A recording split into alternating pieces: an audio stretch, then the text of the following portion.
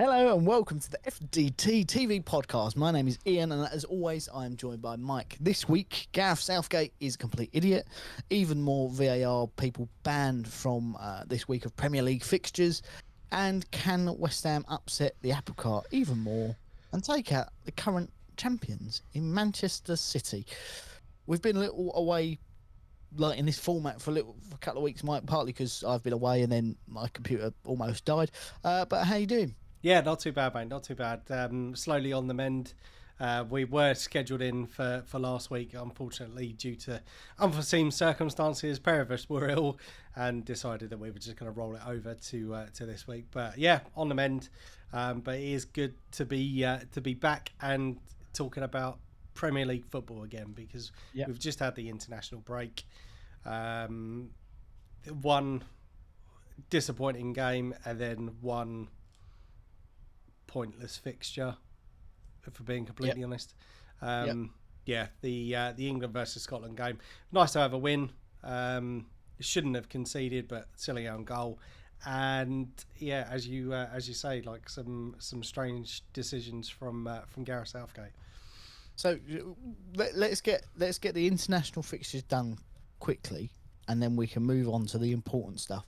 So I think there's 2 points to bring up, really. The fixtures are a bit null and void, I would say. No one really cares. I think the Sidemen match got more viewers than England-Ukraine, which was on the same day. But Gareth Southgate has again picked his old guard. And from when he come in, he said, I pick on how players are playing in their form. It's total bollocks. Absolute bollocks. And it is bollocks because Calvin Phillips has played 300 minutes of football since joining Manchester City last summer. He was in the team. Jordan Henderson now plays in front of 6,000 people a week in Saudi Arabia against what you would say is probably National League opposition. Harry Maguire, he did make a substitute appearance for Manchester United. Yep, he did. But does that mean he should get a call up for the first time again? So he's picking people who are diabolical. I mean, Jordan Pickford has been good in goal for England. He can't keep the ball out of the net for Everton. How's he number one? There's a lot of odd pickings in terms of international selections when he has left out players like James Ward-Prowse, who you know what you're going to get with him. He's going to give you all your set pieces. And actually, he's coming to West Ham and he's in really good form. Jared Bowen, another one for West Ham, phenomenal form. How's he not even in with a shout for signing up? There was a couple of others as well which I thought of, but their names now escape me, and I thought of reasons why they should be in the squad. But it's farcical. We've discussed it in depth before, and I think now everybody is fed up with Gareth Southgate. When we get to the is it Euros this year? Yep. Yeah, it is. When we get to the Euros and Harry Maguire, Jordan Pickford, Calvin Phillips and Jordan Henderson start the opening game, I think that's mass exodus of everybody who supports England whatsoever. That's the end of that. Now, the big picture thing now is Harry Maguire. Obviously came on as a substitute. 15 minutes into his substitute appearance, scored no goal. But that's what you'd expect to happen when you pick someone who hasn't got match sharpness. Mm-hmm. You can be the best trainer, you can be the fittest guy. Match sharpness is a different thing which you can only get from playing football. Now, if you're playing at the top level, which is international football, doesn't matter if it's friendly or not, that's the top level at football. That's the most elite, or the best 11 players in the country at that time is what that says. You need to be playing week in, week out. Yep. So he's now got obviously ridiculed again. He's become another meme again. And Gareth Southgate has said this: he's been an incredible player for England in one of the most successful teams we've had. Critical for what we've been doing. Allow him to be open to that. It's a joke, an absolute joke. It makes me livid. I have no problem with the Scotland fans. They're having fun. But what stirs it up is people in our own country. Other players will think, is that what awaits us? Under Gareth Southgate, yes, it is. But, it's not, because it will always be Harry Maguire. Because he won't pick anyone else. it's Gareth Southgate that deserves the abuse. I wholeheartedly agree with abusing Gareth Southgate and his big nose. It's like maybe he needs to climb out of it and have a look at some other players. No, I don't condone online abuse. That's obviously a bit tongue in cheek. But he's put a player in that position to get abused. I mean, I don't know any other way of putting it. Harry Maguire can be a good player. When he was at his peak, his job was kick it into Rose head it away. There was nothing else that needed to be done. But when you're putting him up against in a fiery fixture, because it always is a fiery fixture, Scotland always want to win or get a draw. Why are you putting a guy who's not played at all? I can't get my head around it. No, I completely agree. We have discussed this before. I know we've discussed this before. I think it's every time it comes round to either international competition or the squad selection for the next set of international fixtures. There's always some question marks, and just to reiterate what you've said, we've had numerous discussions about when he first come in. He said he was going to be picking players based on form. But some of his selections have baffled me over the years, and I suppose you can kind of be forgiven when you see how far we've got in the last few tournaments. We've done reasonably well, probably as he said, the most successful side since we've actually won it. But you do have to kind of question his logic and stuff like that when it comes to some of these squad selections, because he's basically going against what he said that he was going to be doing from the outset. Yep. I suppose, given how successful we have been, well, in terms of success, he can kind of be forgiven for the squad selections. I think it was semi-final, final, and semi-final again, I believe, or quarterfinal, whatever it was. We have done okay, comparatively speaking, since like the golden age. I suppose with your like your Beckhams and all that sort of stuff, even they can get as far as what what Gareth Southgate's done. But you do have to wonder. We've got so much talent within the Premier League. Why these people aren't getting picked?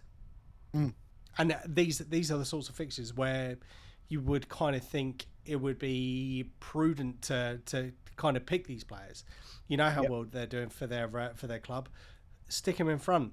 They're practically meaningless games, especially the one yesterday.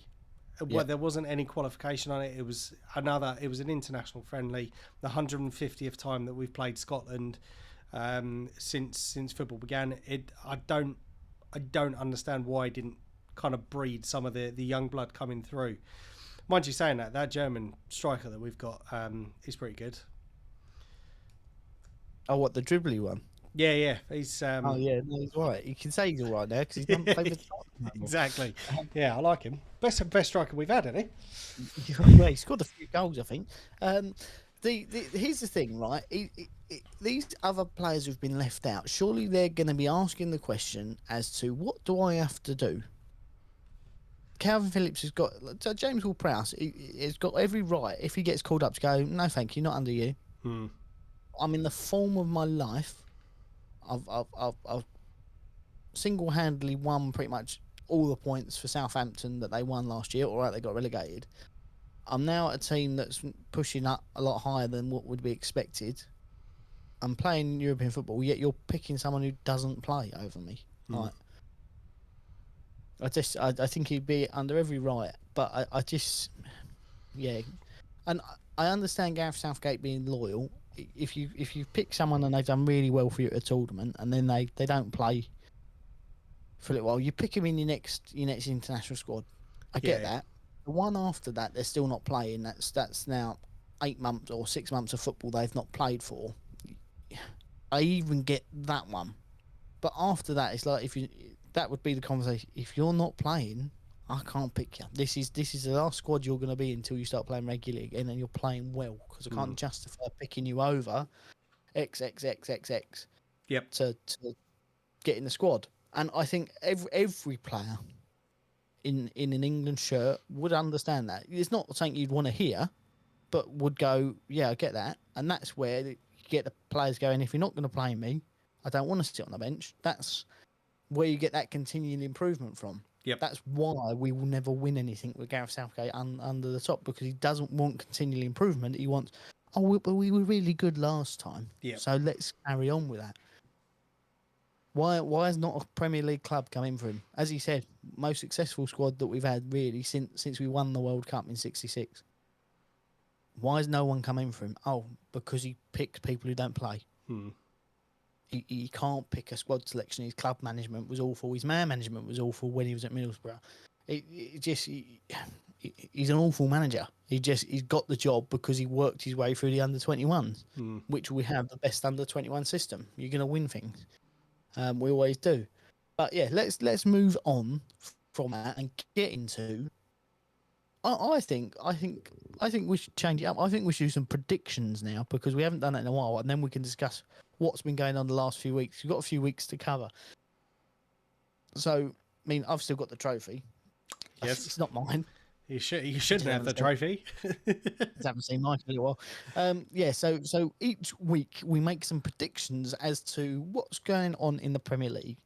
Now, I've been very defeatist this year because I didn't think we were going to do very well. West Ham are sitting at the wrong end of the table for me, but I think that's because I went on holiday. And what that means is I should go on holiday permanently, and then we'll win everything.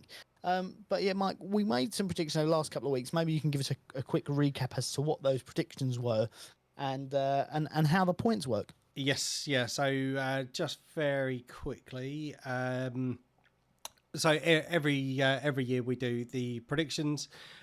We have a scoring system where it's 3 points if you get the correct result, and 1 point if you get 3 points for a correct score and 1 point for a correct result. We have done some predictions over the course of you being away on holiday, and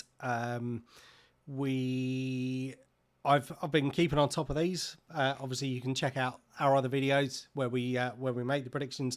There was the last one that we uploaded was a fairly simple one because obviously Ian was away, and yeah. So I don't know how far back to go on this one.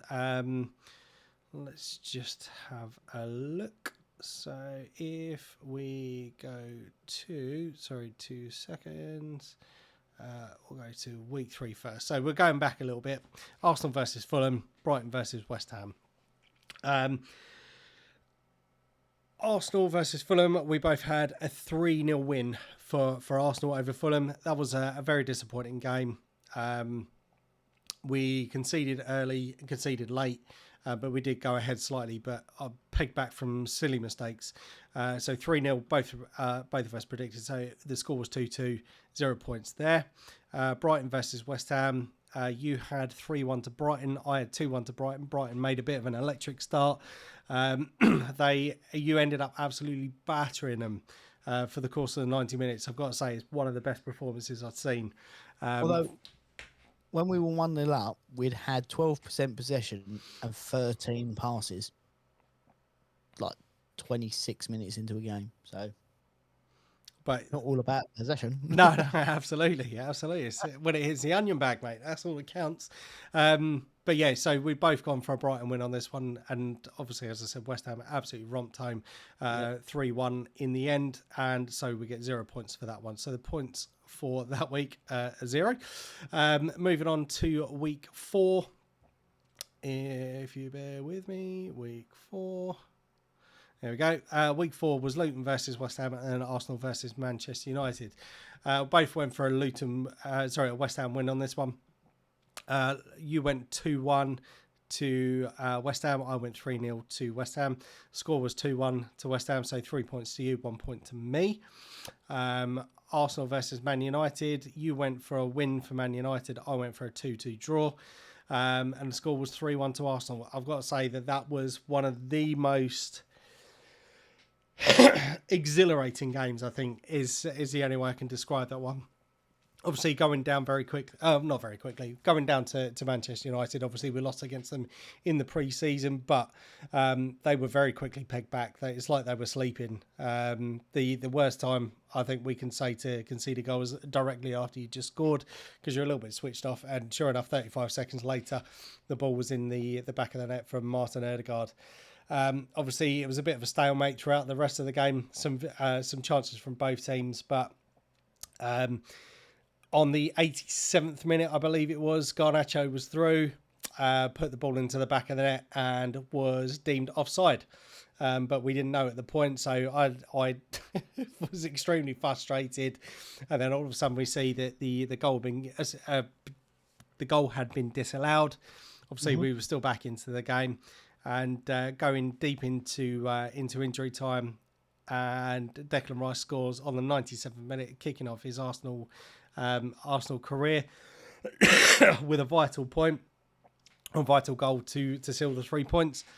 And you think, yes, this game's done and dusted. And then a couple of minutes later, Gabriel Jesus, the lovely through ball from Friera, slots it behind for another goal.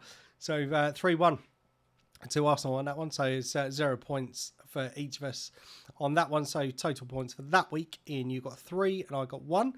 So looking at the season totals, drum roll please. Ian, you are currently on 7 points and I am on 7. Ooh. So it looks as if I was going to be walking away with it again this year, but no, you've clawed your way back in with that one result. Yeah. Maybe, last year I was just letting you get a bit of confidence back, mate. That's it. Exactly. Exactly what it was. I get it. Exactly. Yeah. It means can't beat you. But this week we've got 2 fixtures for you. Mm-hmm. Obviously, West Ham take on current champions Manchester City, and Arsenal take on Everton. So we'll go. Is there any other interesting fixtures this weekend? I don't even know. No, I don't think so. Let's have a quick peruse. No, there are not really anything interesting to go on. West Ham take on Manchester City at home. Both teams in good form. I'm gonna go for a Manchester City win. I can't see anything other than that. Someone's O has got to go. I think. I think we could. We're gonna pack 11 men behind the ball. Try and catch them on the counter, which could happen. It could happen. I'm not saying it's a never say never, but I just think everyone knowing that that's going to be the tactic. That's a hard game to do that for what is now probably 100 minutes, if not more, with the extra added time. So I'm going to go for Manchester City 3, West Ham 1. To be honest, mate, not much to add to that. I'd already had my score down, and I've gone for 3-1 as well. So, we don't discuss these prior. It's all we on the day. What each other are thinking. So the second game, Everton Arsenal. I'm sorry, just to go back to that fixture. There's really nothing more to add. I'll be. Don't get me wrong. I'll be absolutely ecstatic, but also a little bit worried about how well you're doing this season, because obviously you had a very comfortable win over Chelsea, very comfortable win over Brighton in the end, and then. Obviously, with the game against Luton, I think it was a foregone conclusion that you were going to beat them. But there's not really much to add on that one. But the second game of the weekend, 4:30 on Sunday, Everton versus Arsenal. Everton have had a torrid start to the season. I think there's already been calls for Sean Dyche to be sacked or ahead in the managerial sack race. It was always going to be a difficult job coming into that. That being said, excuse me, Everton are a bit of a bogey team for us, especially when they've had a string of poor results. Yes, they are. To be honest, I'm glad that we've got them whilst Sean Dyche is still in, because had they had a new manager bounce, we potentially could have lost this one. However, there's part of me that is a little bit dubious about this one. It is at Goodison Park. They do come at us when we go and play there. So I think that we will see us concede first. If I'm being completely honest, they are struggling for goals at the moment, but yeah, I can't see us not conceding. I'll be very surprised if we do come away with a clean sheet on that one. But I am going to go for Everton 1, Arsenal 2. It's a difficult one, isn't it? Because it was his first fixture. He come in and you were flying, and they battered you. Dominic Calvert-Lewin, they seem to be a bit toothless when he's out injured. He could be back, but for how long? I think Jack Harrison is due back anytime now. Dele Alli, same as Seamus Coleman. They could have a full strength squad for what they've got, but I think what we all anticipated was Everton throwing a little bit more money at it, bringing in a few recruits and going from there. I don't think they brought in anyone apart from Jack Harrison. I might be wrong, but they look like they're on the fringe of being sold, aren't they? Again. So I mean, it's a tough one, isn't it? It is a tough one because it is the Premier League and anything could happen. But I'm going to go similar thing. I think they're going to stick 11 men behind the ball and try and catch her. I'm going to go 1-0 Everton. Oh, okay. Yeah, I think it could be a long rangey shot. Obviously, what's his name? Ramsdale has conceded a few now, hasn't he? He's got. I think he's confident, especially conceding from Harry Maguire at the weekend as well. Or yesterday, I should say, it wasn't the weekend.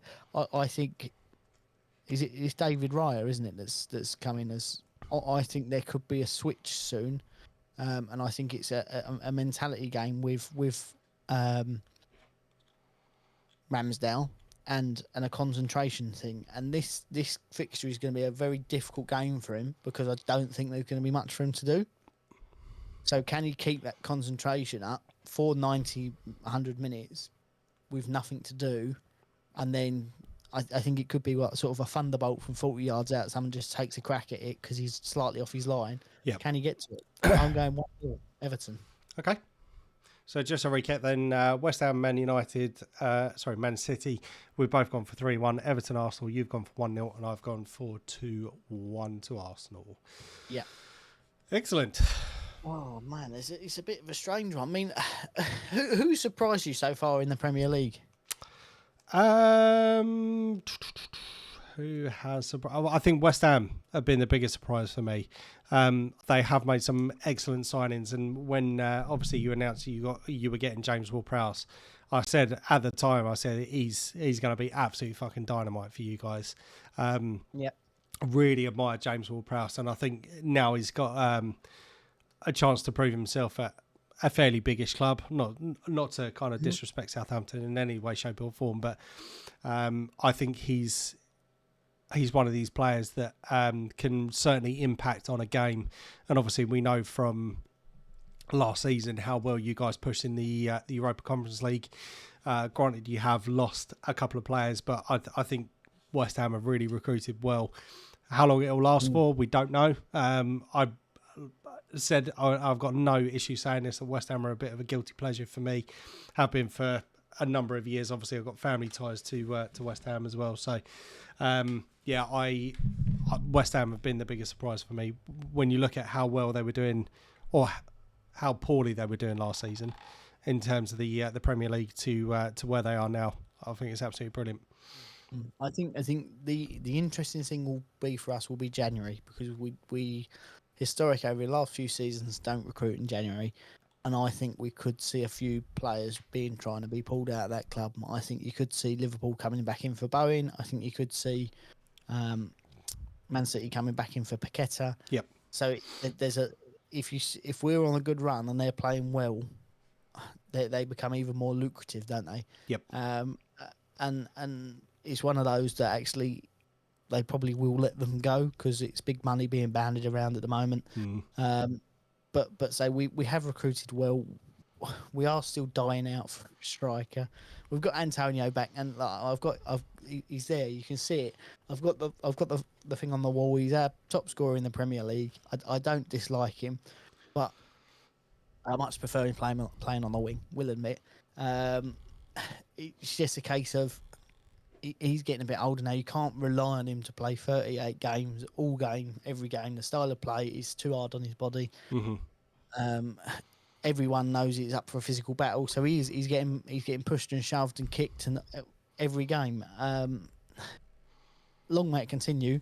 I think the key thing will be our next few fixtures and how we bounce back, because I can't see us winning against Manchester City. We then play Baka Tilapia in the Europa League. No idea who they are, but they're coming to us. And then we've got Liverpool, which could be a hard game. It could not. It depends on what Liverpool turn up. Yep. Then you've got the Carabao Cup, and then you're looking at Sheffield. So I think you're looking at the travel to Lincoln, which is going to be a rotated squad, and then that rebound against Sheffield. That's then how are we going to cope in those two games? Do you know what I mean? With the Europa League being thrown in as well, we've got a lot more fixtures coming. And I know you like to say there's no easy runs of fixtures in the Premier League. We've done all right so far, but saying Manchester City, Liverpool, then we've got Sheffield, and then Newcastle. For out those four fixtures, and none of them you go, oh, I'm really looking forward to that. That's going to be an easy game. Yep. We've had our Luton fixture, which is fine. We did all right in that, although there is some VAR controversy with that. Do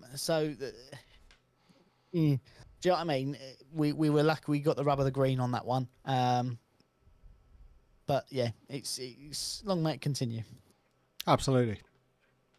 Repping the colours as well. This is our nicest shirt we've done in a long time. This season's away shirt. Yeah, I was going to say it's a proper smart one. We I think there was a conversation a couple of weeks ago that we were the group were admiring the West Ham kit. I vaguely remember you saying just before you went away on holiday that you had a look at the third shirt and the home shirt, and you just said that they were crap quality. They have been, all of them, the last couple of seasons. It's like you pay a lot of money for a football shirt, but the quality of them is diabolical. You can see through them. If you hold them up, you can see through both sides of the shirt when you're holding it up. And you're like, no, you should. If I'm paying 80 quid for a shirt print, almost, I don't want to be able to see me wife while I hold the shirt up without anyone in it. Do you know what I mean? This one, you can't. It's a thick, it's like cotton, it's lovely. I mean, the home shirt, just keep in mind when you watch West Ham play next at home, just think of, when you have a tea or a coffee and you put it down on the side and it's got a little bit of a wet bottom, you pick it up and there's that ring that's left. That's what we've got on our shirt this year. Someone's left mugs around the shirt, and it's just, I get the idea it's going to be bubbles, but it looks shit. But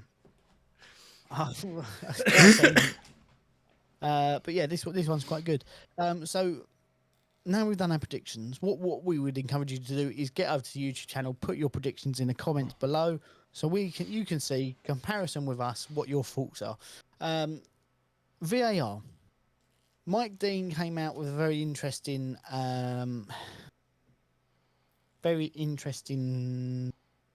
statement. Interview, I should say, that pretty much said, yeah, it is a big fix, really, because we don't like dobbing our mates in. This week, 2 more VAR people have been banned from Stockley Park because of their bad VARing of the Manchester City Fulham game, where they allowed a goal that clearly shouldn't have been allowed. And it's just one of those, at what point is someone going to say, well, hang on, the guy who's running it has said it's a fix? Let's think about this. No, get rid of it. It just adds another element of fixing into it. Yep, obviously needs to be said.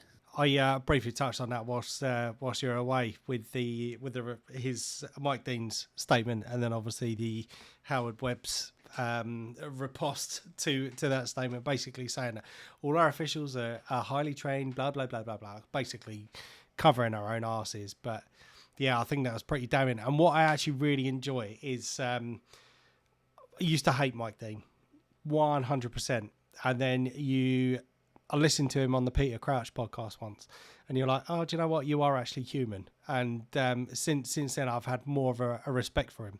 And I think now that he's come out and said this, do you remember when he was always officiating? It was always seems to be the Mike Dean show. Do you know what I mean? Yeah. And he somehow made this now even more about him coming out and saying, basically, I don't, like you just said, I don't want to put my mate in the shit. He's had a poor game already, and I don't want to drop him further in the shit. And I love the fact he's now on Sky Sports, giving kind of like an immediate reaction. And the decision you're talking about with I can't remember who was in the offside position. Was it Ake that scored? Yeah. And basically said he's interfering with play. I don't see how it's anything other than interfering with play. That goal shouldn't have stood.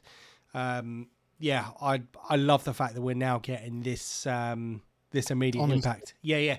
And what I also quite enjoyed it, and it frustrates me that they don't do this in the game when they do it in other sports, i.e. your crickets and your rugby's, and you can hear what the officials are actually saying at that particular time. Because the videos come out of the Wolves Man United one. We already know that the officials were suspended for that one because of a poor decision. And you can hear the confusion at that particular point. Oh, he's headed the ball, whatever it was that was said. But that was so, you only had to look at it to know that was a penalty to Wolves. Yep. We don't know. We're not trained in how to use the equipment properly and all this sort of stuff. And we could see that should have been a penalty. I don't understand why there isn't that clear communication given to people at the time the decision's going through. Even if it's not on the telly, but you can hear it in the stands. Yeah. So people know. Because then you do hear going, you fucked up on that one, but don't say anything. Don't worry, I've got your back. It's just, it's a silliness. No one likes it. No one's ever liked it. We're trying to reinvent the wheel every season. Fuck it off. I've had enough of it. I'm not putting any more energy into it being bad, because it's really good, because James Ward-Prowse definitely handballed that ball against Luton. So I love it, really. I love it. Give me more. Well, exciting weekend of fixtures. Back to normal for us next week. I mean, I don't have anything else to add to this week, if I'm totally honest with you, Mike. No, nothing from me as well. It's nice to be nice to be chatting again. Obviously, we've had a few weeks off from the norm, but as you said, back to reality on Monday, and I'm looking forward to it. But yes, if you have reached the end of this video as well, please hit that like and subscribe button, share it amongst your friends. If you want to get involved, as Ian mentioned earlier, just get involved in the comment section. And we will see you next week. Goodbye. Ciao, ciao.